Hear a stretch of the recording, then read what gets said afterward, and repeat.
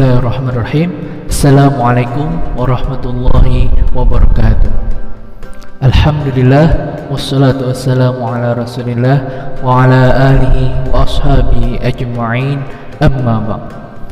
Pertama-tama marilah kita panjatkan puji dan syukur kita kehadirat Allah Subhanahu wa taala yang mana kita dapat bertemu pada pembelajaran BTA atau pendidikan Al-Qur'an pada pertemuan yang kelima. Sebelum kita memulai pembelajaran pada hari ini, marilah kita berdoa bersama-sama. Semoga pembelajaran hari ini dapat kita pahami dan kita amalkan. Amin ya rabbal alamin. Amin ya rabbal alamin. Bismillahirrahmanirrahim. Alhamdulillahirabbil alamin. Wassalatu wassalamu ala asyrafil anbiya'i wal mursalin sayyidina maulana Muhammadin wa ala alihi washabbihi ajma'in. Raditu billahi rabba wa bil islam dina wa bi Muhammadin nabiyyan wa rasula. Rabbi zidni ilma warzuqni fahma bi rahmatika ya arhamar rahimin. Walhamdulillahirabbil alamin. Ya, semoga dimulai dengan doa kita dapat memahami dengan baik dan cepat dan dapat kita amalkan pelajaran pada hari ini dalam kehidupan sehari-hari. Pembahasan hari ini kita akan menyambung pada pertemuan sebelumnya, yaitu bab 3, yaitu tentang sifat-sifat murtad. Pada episode sebelumnya, pertemuan sebelumnya, kita membahas surah Ali Imran ayat 86, yang dimana ayat tersebut menjelaskan tentang sifat-sifat murtad. Salah satunya adalah orang yang kafir kemudian beriman, lalu kafir lagi lalu beriman, yaitu salah satu ciri-ciri orang yang murtad. Murtad artinya adalah keluar daripada agama. Bagi kalian yang memiliki buku, silakan buka bukunya halaman 66. Ya, pada hari ini kita akan masih membahas dengan tema yang sama tentang sifat-sifat murtad menurut sudut pandang surah Al-Quran Al-Baqarah ayat 217. Mari kita dengarkan sama-sama pembacaannya. A'udzu billahi minasy syaithanir rajim. Bismillahirrahmanirrahim. يسألونك عن الشهر الحرام قتال فيه قل قتال فيه كبير وصد عن سبيل الله وكفر به والمسجد الحرام وإخراج أهله منه أكبر عند الله والفتنة أكبر من القتل ولا يزالون يقاتلونكم حتى يردوكم عن دينكم إن استطاعوا ومن يرتد منكم عن دينه فيمت وهو كافر فأولئك حبطت أعمالهم في الدنيا والآخرة وأولئك أصحاب النار هم فيها خالدون. صدق الله العظيم وصدق الرسول الكريم ونحن على ذلك من الشاهدين. Ayat ini menjelaskan tentang sifat murtad. Sebelum kita masuk pada penjelasan, kita akan membahas tentang tajwidnya dulu. Seperti biasa kita akan membahas tentang hukum nun mati dan tanwin. Ya, kalau ada tentang mat-mat nanti akan kita bahas. Yas'alu, ya, domah bertemu waw. Kalian ingat hukumnya apa? Ya, itu namanya disebut dengan mat tabi'i. Tapi mat tabi'i dengan apa ciri-cirinya? Domah bertemu waw. Nah, singkat mat itu disingkat dengan m, ya, tabi'i. Adisharil haram qitalun fih. Nah, qitalun fih di sini ada an, in, un atau nun mati. Ada in, ya. Kalau ada in berarti hukumnya antara 5, ya. Idgham gunah, idgham bila gunah, ikhfa, izhar, iqlab. Ya, ini hukumnya adalah ikhfa. Kalau ketemu huruf fa namanya ikhfa. Ingat cara bacanya gimana? Ini diengkan ya. Fi engkan dan panjangnya 3 harakat. Fi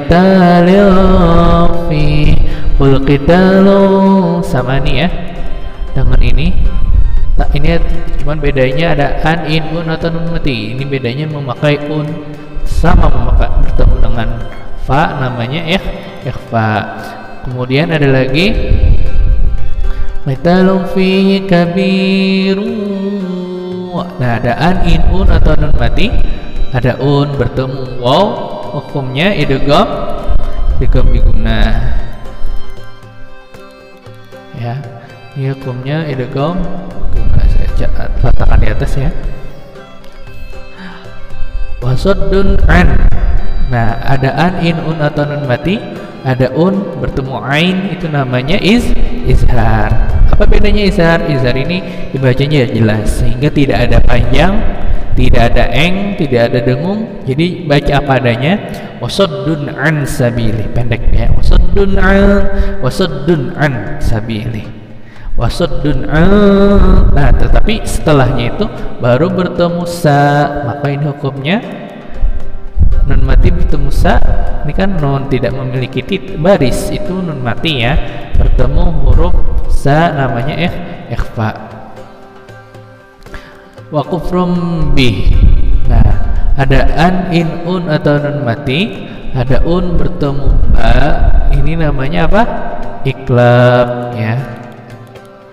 Jadi ada dhammatain bertemu ba, itu namanya iklab. Wal masjidil harami wa ikhraju ahli min. Ada an, in, un atau nun mati. Ada nun mati bertemu ha, itu namanya izhar. Kemudian akbaru indallah. Ada an, in, un atau nun mati. Ada nun mati bertemu huruf da ya, maka hukumnya ikhfa ya, ikhfa. Wal fitnatu akbaru minal qatl. Cara membacanya ini mewakafkannya minal qat, tetapi ada l-nya sedikit. Minal qatl, minal qatl, minal qatl ya, ikuti minal qatl. Nah, cara wakafnya seperti itu ya. Sama dengan an-nasr ya. Idza jaa nasrullahi wal fath. Fath ada ha sedikit. Fath ya.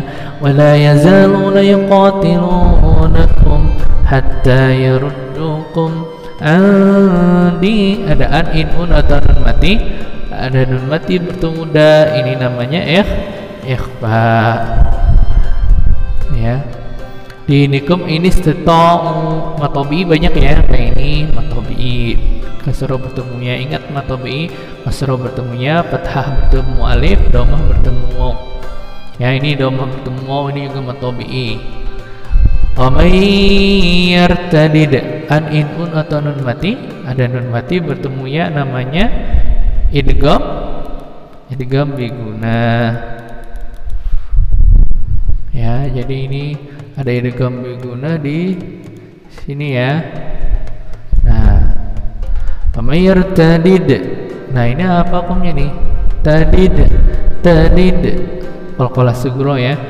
Milkum, sampingnya ada an, in, un atau nun mati. Ada ikhfa. Ada nun mati bertemu ka, ada ikhfa ya.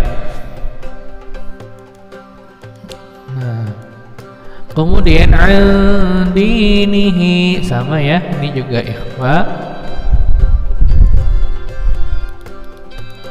Nah, singkatannya jadi ikhfa ya, sama aja ya, ikhfa atau ikhfa sama aja.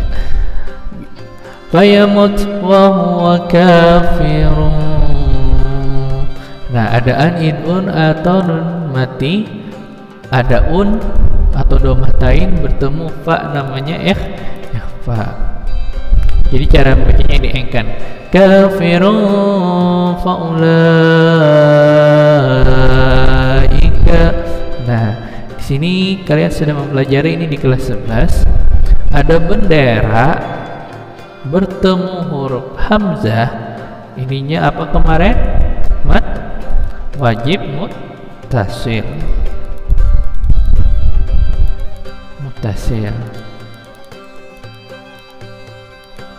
Ya, jadi ini namanya mad wajib muttasil. Ini bisa dikecilkan ya? Oh, enggak bisa. Jadi mad wajib muttasil. Saya lapis ya. Habitat a'maluhum fid dunya wal akhirah. Nah, ini apakah kalian masih ingat ini? Fid dunya ada an, in, un atau nun mati? Ada nun mati. Dia ketemu apa? Ketemu ya. Jadi hukumnya apa? Apa? Idgham bigunah atau izhar? Kalau kalian menjawab ini idgham bigunah, salah. Ini adalah huruf khusus. Ini namanya huruf, menjadi hukumnya izhar. Memang benar hurufnya huruf idgham bigunah ya. Tetapi ini ada 4 huruf yang harusnya idgham bigunah, dia akan tetap menjadi izhar. Ada 4 kata: ad-dunya, sinwanun, kinwanun, bunyanun. Ya, apa tadi? Ad-dunya, sinwanun, kinwanun, bunyanun. Yang dimana kalau ayat ini dibacakan, dia hukumnya izhar. Kalau idgham bigunah gimana jadinya? Kalau dibaca idgham bigunah bakalan kayak gini, fid dunya. Pernah nggak dengar doa misalnya Rabbana atina fid dunya? Nggak ada ya. Yang ada benar fid Rabbana atina fid dunya hasanah dun. Jadi nun mati bertemunya tetap izhar. Tetapi bukan izhar aja ya, karena ini khusus izharnya adalah izhar mutlak. Ya, izhar yang tidak akan tidak mengikuti daripada rumusan yang seharusnya, namanya izhar mutlak ya. Khusus untuk 4 kata apa tadi? Ad-dunya, kinwanun, bunyanun, sinwanun. Wal akhirah maulaika. Ini sama kayak ini ya, mad wajib muttasil ya, sama ini. Ashabun nar hum fiha khalidun.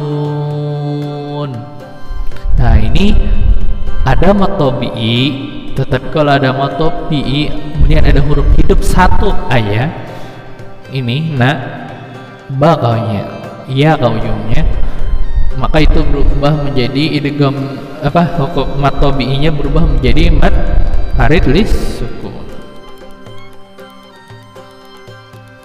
Namanya mad arid lis sukun.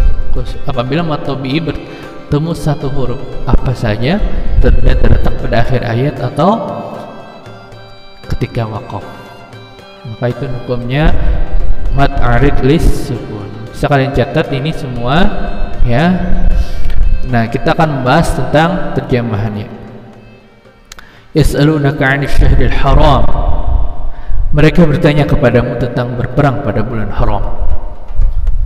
Qul qitalun fihi. Katakanlah berperang dalam bulan itu adalah dosa besar. Wasaddun 'an sabilillah, tapi menghalangi manusia dari jalan Allah. Wa kufrum bihi, dan kafir kepada Allah. Wal masjidil haram, dan menghalangi masuk orang menuju masjidil haram dan mengusir penduduknya dari sekitarnya, lebih besar dosanya di sisi Allah ya, minhu akbaru indallah wal fitnatu akbaru minal qatl, dan berbuat fitnah itu lebih besar dosanya daripada membunuh. Fitnah itu lebih kejam daripada pembunuhan. Fitnah itu dosanya lebih besar daripada membunuh. Mereka tidak henti-hentinya memerangi kamu, yakni orang kafir tidak akan pernah berhenti memerangi kamu sampai mereka dapat mengembalikan kamu dari agama, sampai kamu menjadi orang yang murtad, sampai kamu menuju kepada kekafiran. seandainya mereka sanggup, barang siapa yang murtad, wa may yartadid an dinihi, barang siapa yang murtad di antara kamu dari agamanya, fayamut, lalu dia mati dalam kekafiran, gak sempat bertobat, maka mereka itulah yang sia-sia amalannya di dunia dan di akhirat. Maka sia-sialah kalau kita seandainya mati dalam keadaan su'ul khotimah, mati dalam keadaan kafir, sia-sia. Dan mereka itulah penghuni neraka, mereka kekal di dalamnya. Ulaika ashabun nar hum fiha khalidun. Mereka itulah penghuni neraka, mereka kekal di dalamnya bagi orang-orang yang murtad. Kita bahas pada penjelasannya. Jika kita ikuti pendapat Ar-Razi, maka terjemahan di atas sebagai berikut. Katakanlah berperang dalam bulan itu adalah dosa besar. Adalah berarti menghalangi manusia dari jalan Allah, kafir kepada Allah, dan menghalangi manusia masuk ke Masjidil Haram, ke Mekah, ya, mau ke Ka'bah. Tetapi mengusir penduduk dari Masjidil Haram itu lebih besar lagi dosanya di sisi Allah. Ya, pendapat Ar-Razi ini memungkinkan berdasarkan pertimbangan bahwa mengusir Nabi dan sahabatnya dari Masjidil Haram sama dengan menumpas agama Islam. Fitnah di sini berarti penganiayaan dan segala perbuatan yang dimaksud untuk menindas Islam. Nah, itu penjelasan dari ayat ini. Sebelum Bapak jelaskan penjelasan ayat ini, kita baru bahas artinya ya. Yas'alunaka 'anil syahril haram. Ya, mereka bertanya kepadamu tentang berperang pada bulan haram. Kita pahami dulu bulan haram itu apa? Ya. Sebagaimana dalam Al-Qur'an surah At-Taubah ayat 36, inna indat tashhur 'indallahi asna asyara syahra. Ya. Sungguhnya bilangan bulan pada sisi Allah itu sebenarnya ada 12 bulan. Ya. Jadi maksudnya adalah bulan Hijriyah, bulan Arab. Sama seperti bulan Masehi itu memiliki 12 bulan. Dalam ketetapan Allah di waktu Dia menciptakan langit dan bumi. Ya, Allah menetapkan ketika menciptakan langit dan bumi, Allah juga menetapkan 12 bulan. Di antaranya ada 4 bulan haram. Ya, ada 4 bulan haram. Itulah ketetapan Allah, agama yang lurus, maka janganlah kamu menganiaya diri sendiri ketika kamu berada pada 4 bulan itu. Dalam beberapa hadis mengatakan bulan itu 3 bulan secara berurutan dan satunya terpisah. Apakah bulan itu? Pertama Zulqa'dah, ya, itu bulan 11 dalam bulan Hijriyah. Kemudian bulan sekarang Zulhijjah. Kemudian awal tahun baru Muharram bulan 1, ya. Kemudian terpisah satunya pada bulan ke-7 yaitu bulan Rajab. Ada 4 bulan yang dimuliakan namanya bulan haram selain daripada bulan Ramadan.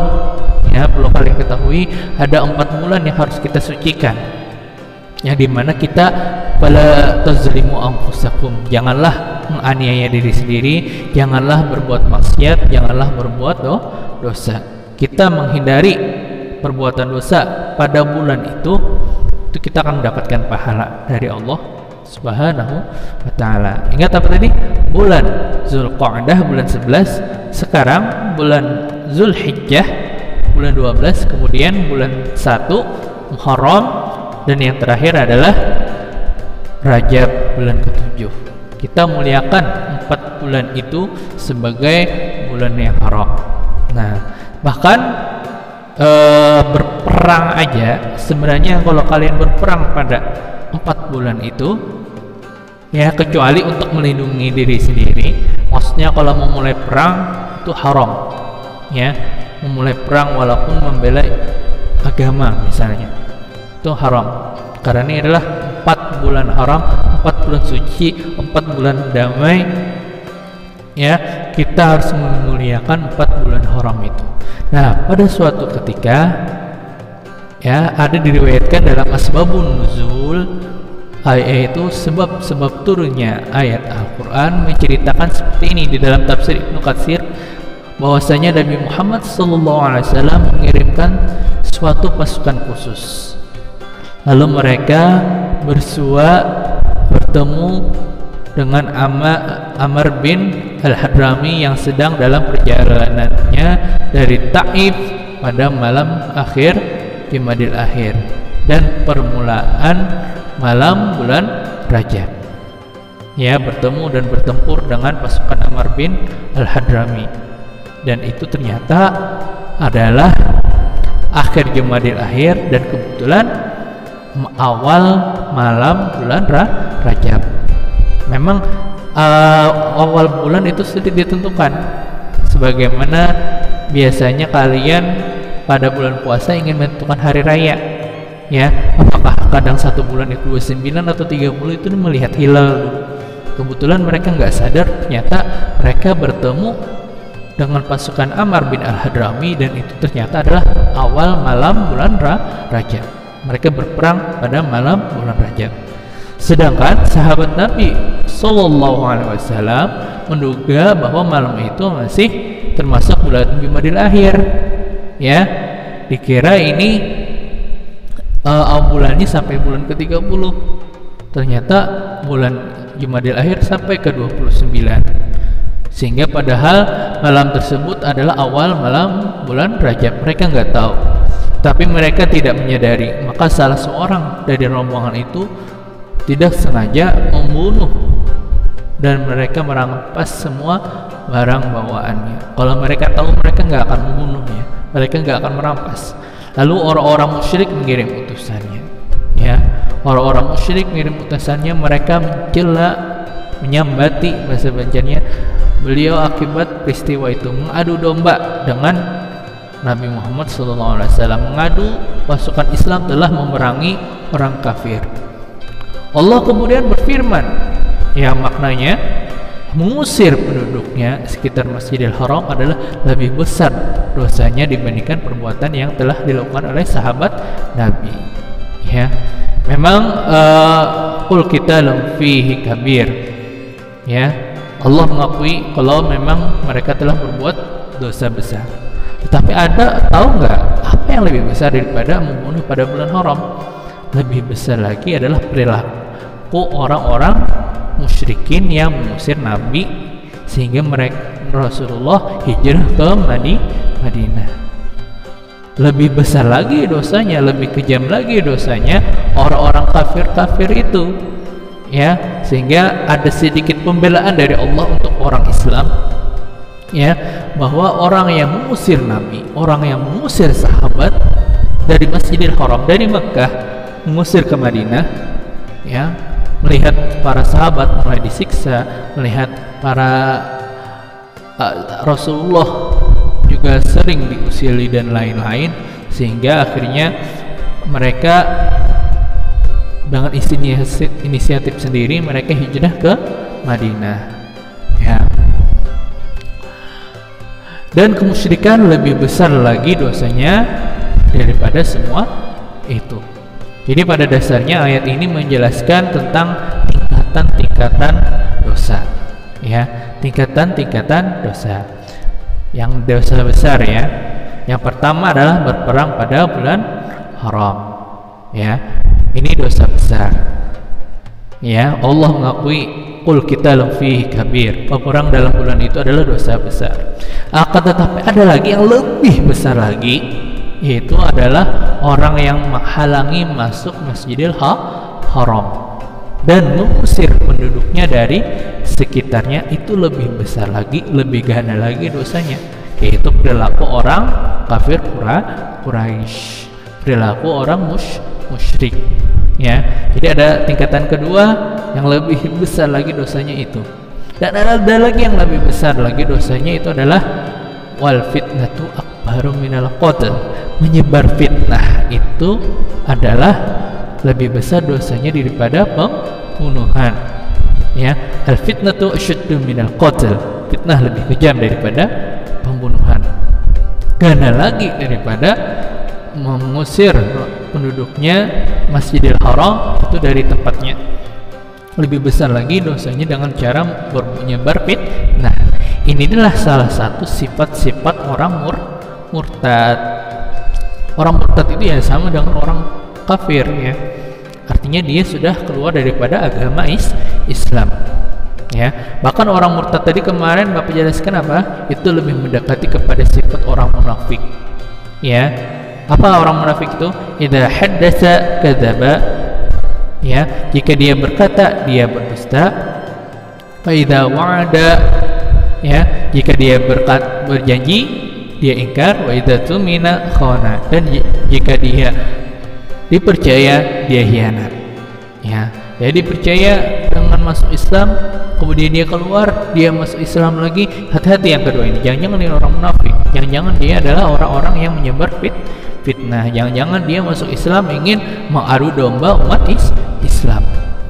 Ya, jadi orang yang menyebar fitnah itu lebih besar dari dosanya dibandingkan membunuh. Mereka tiada hentinya memerangi kamu sampai kita kembali murtad, dengan cara apapun, dengan adu domba, dengan menyebar fitnah. Itulah sifat-sifat orang murtad, orang-orang kafir.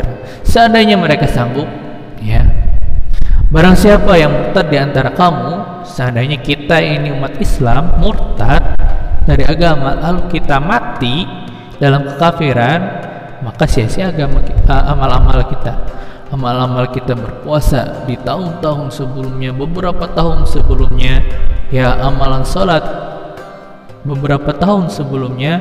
Kalau seandainya di akhir hidup kita su'ul khotimah, akhir hidup kita dalam keadaan mati dalam kekafiran, mati dalam kemurtadan, ya, maka sia-sialah namanya.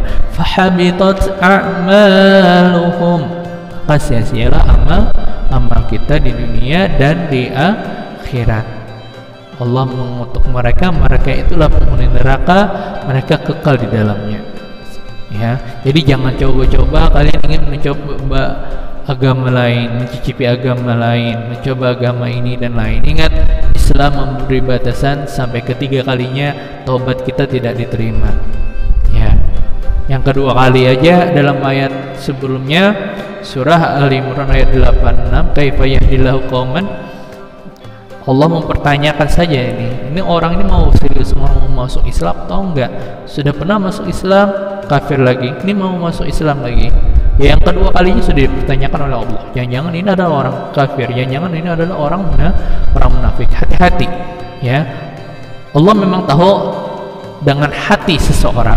Ada yang memang kadang orang itu memang serius ingin bertobat, tetapi kita sebagai orang umat Islam, ya, yang dimana kita tidak tahu hati seseorang, maka kita juga harus ambil jaga hati-hati, jangan sampai ada di sekitar kita adalah penyebar fitnah, ya. Nah, jadi itulah ayat ini, semoga dapat kalian pahami, ya, tentang ayat ini. Semoga kita dilindungi dari Allah, semoga kita nggak sampai terlena dengan godaan-godaan yang bahkan menjerumuskan kita kepada kemurtadan. Ya, akhir pembelajaran ini Bapak memberi tugas di bawah ini, ya. Silahkan kalian tulis, catat di buku tulis, ya, kalian kerjakan dan kumpul pada form pada deskripsi pada video ini.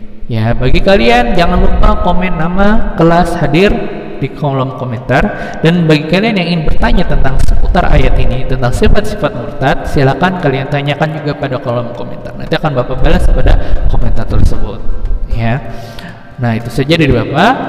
Salah kata mohon maaf. Wabillahi taufiq wal hidayah. Wassalamualaikum warahmatullahi wabarakatuh.